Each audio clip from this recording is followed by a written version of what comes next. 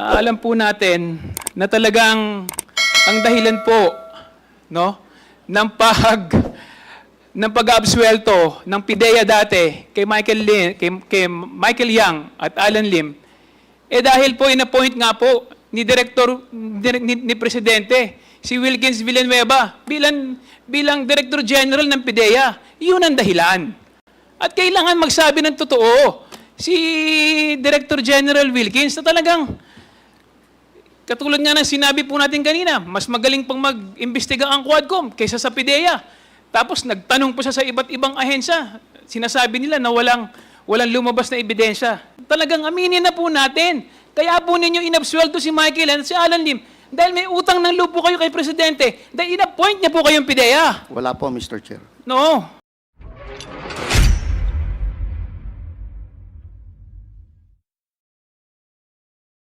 Mr. Chair, susunod na po na itatanong ko si General Wilkins Villanueva. General Wilkins, retired na po ba kayo? Yes, Mr. Chair. Bago po kayo nag-retiro, ano po ang rank ninyo? Director General of the Philippine Drug Enforcement Agency. Noong 2001, saan po kayo naka-assign? Come again, the date, Mr. Chair? Noong 2001 po, saan kayo na-assign? 2001, I was assigned as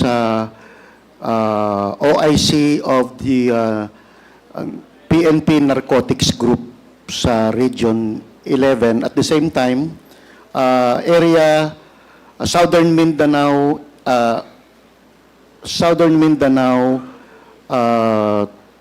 team leader po ako ng PACER during that time. General, taga Davao po ba kayo? Hindi po, Mr. Chair. Matagal na po ba ninyong kilala si former President Duterte? I was assigned in Davao from 1995 to 2007, Mr. Chair.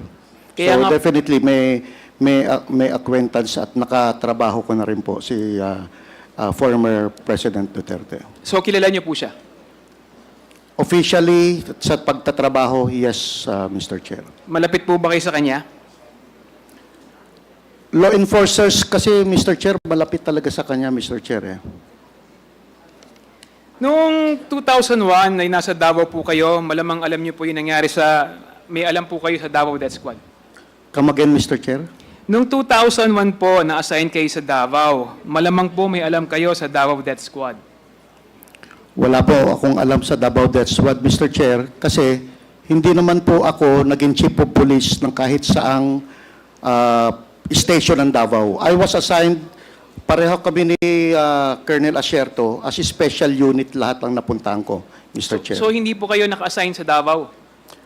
Buong Region 11, Mr. Chair, yung assignment ko. Saan po yung Not really on Davao. But ang cover ko, Mr. Chair, is Region 11. Saan po yung opisina ninyo naka-base? Davao City, Mr. Chair. So ibig sabihin, sa tagal nyo sa Davao, hindi nyo narinig yung Davao Death Squad?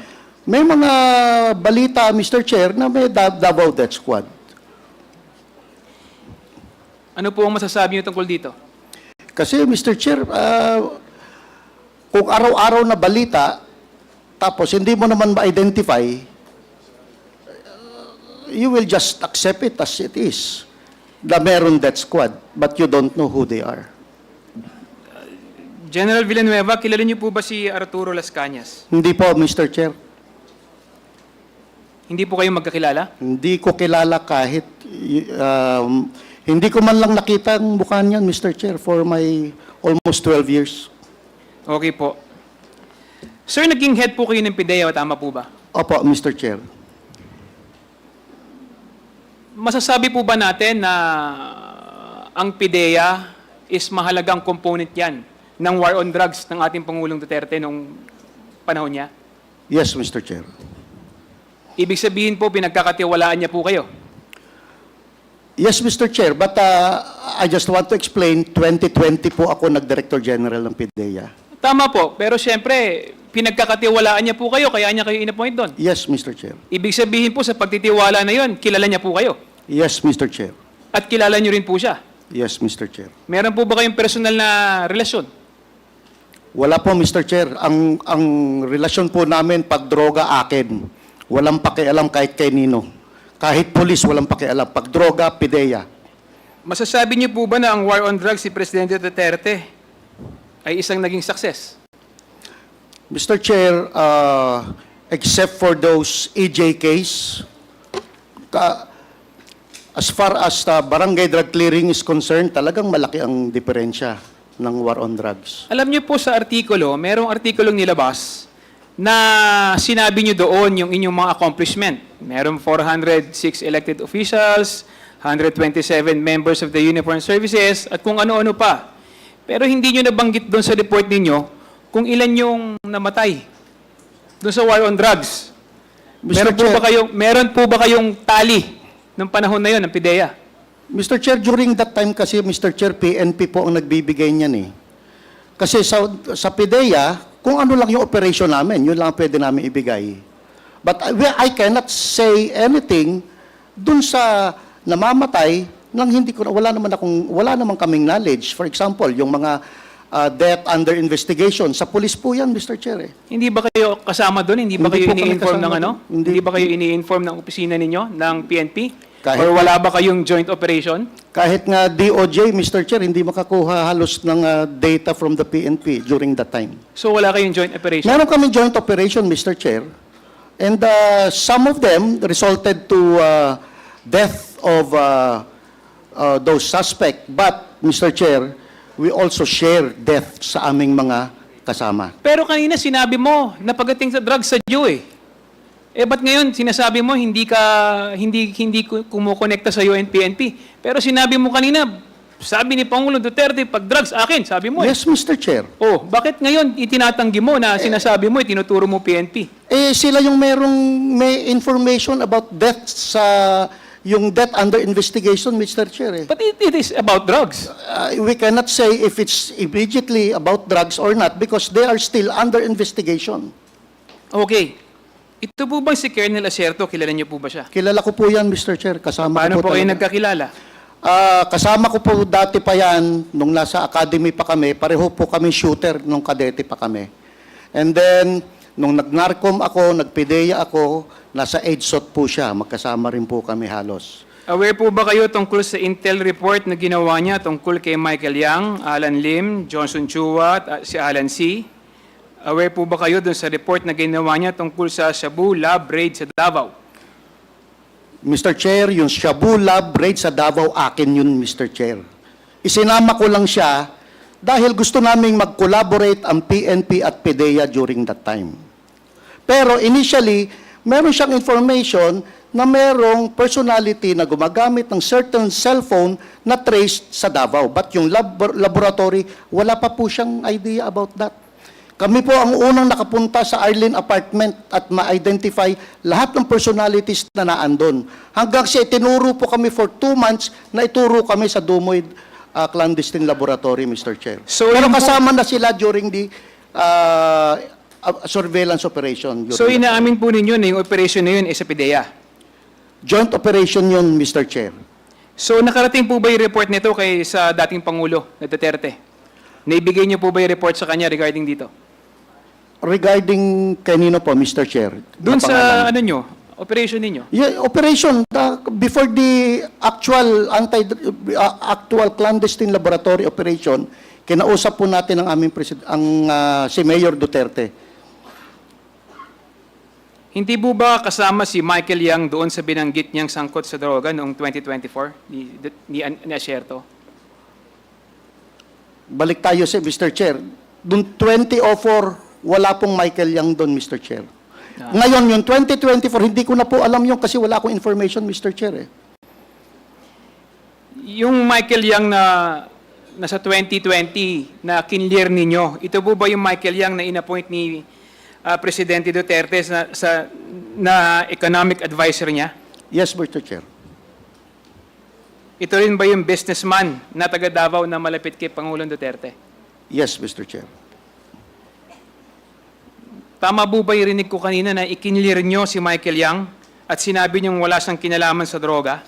Mr. Chair, kasi wala nang immediate na ebidensya na si Michael Yang sangkot sa droga.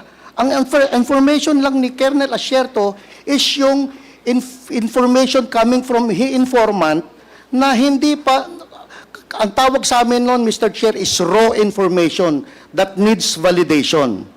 Now, kung ikaw ang may information on being an operative for so long, kung ikaw ang may information on dapat, aside from reporting it to your chief PNP, dapat nagkanda ka na ng validation. Kasi ikaw ang may information eh. So, Mr. General Wilkins, anong pamamaraan yung ginamit nyo para masabi nyo o malinis ninyo yung pangalan ni Michael Yang at kanyang mga kasamahan? We inquired from the different intelligence services all over the country at we backtrack dun sa records ng PIDEA kung merong involved na Michael Yang. Wala naman pong lumalabas, Mr. Chair. That is why we concluded na dahil during that time, hindi naman nagbigay ng report si Colonel Asierto sir sa akin. Ang nagbigay siya ng report kay General Bato, General Abayade, at kay Director General Aquino. So as far as I'm concerned, walang umabot na report sa akin yon, Mr. Chair. Kung baga kayo ba gumawa lang sarili yung investigasyon or nakipag-ugnayan kayo sa iba't ibang ahensya ng gobyerno? Yes, Mr. Chair. Anong ginawa niyong pakikipag-ugnayan sa iba't ibang ahensya ng gobyerno? Mga tawag-tawag and then inquiry, letters from different... Usually kasi, Mr. Chair, meron kaming grupo talaga na ang bilis ng text lang eh. Text, sir, may involvement pa to. Brad, may involvement pa to.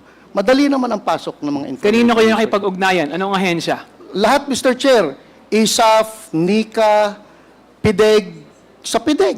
Kasama NBI, ang PIDEG. NBI, AFP, yung NICA, yung ISAF, Mr. Chair, is na under AFP yun, Mr. Chair. DI. Yung DI mismo, sir, kinler sila eh. Kinler si Michael Yang eh.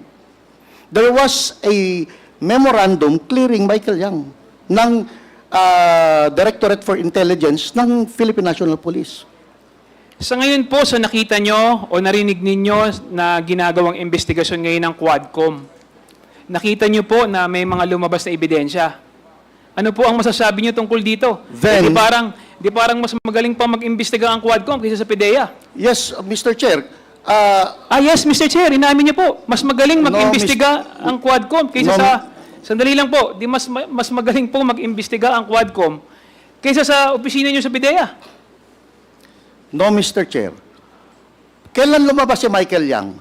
Nung nagkaroon ng drug haul sa Pampanga. Doon pumasok si Michael Yang. Before that, wala namang actual ebidensya si Michael Yang eh. Now, may mga ebidensya na against him, then we have to pin him down. I beg to disagree. Marami na mga chismis at ano.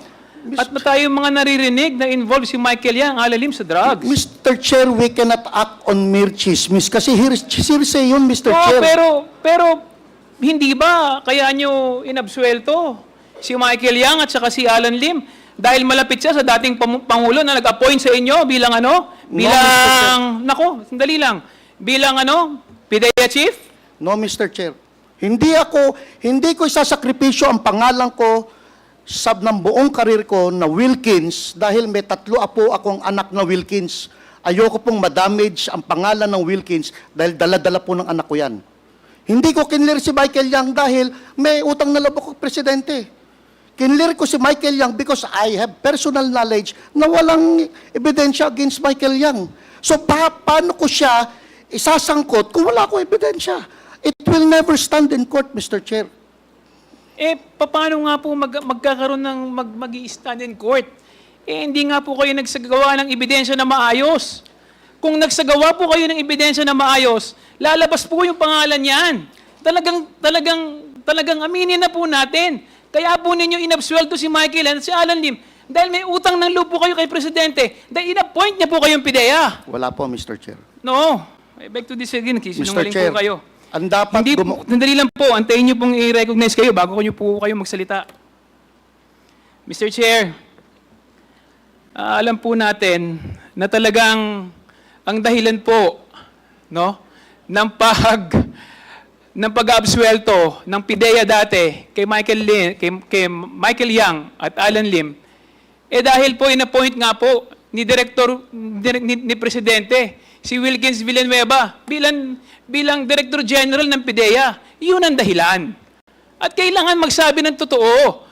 si Director General Wilkins na talagang, katulad nga ng sinabi po natin kanina, mas magaling pang mag-imbestiga ang Quadcom kaysa sa PIDEA. Tapos nagtanong po siya sa iba't ibang ahensya. Sinasabi nila na walang lumabas na ebidensya. Anyway, Mr. Chair, mamaya po, I reserve my right to ask questions later. Thank you, Mr. Chair.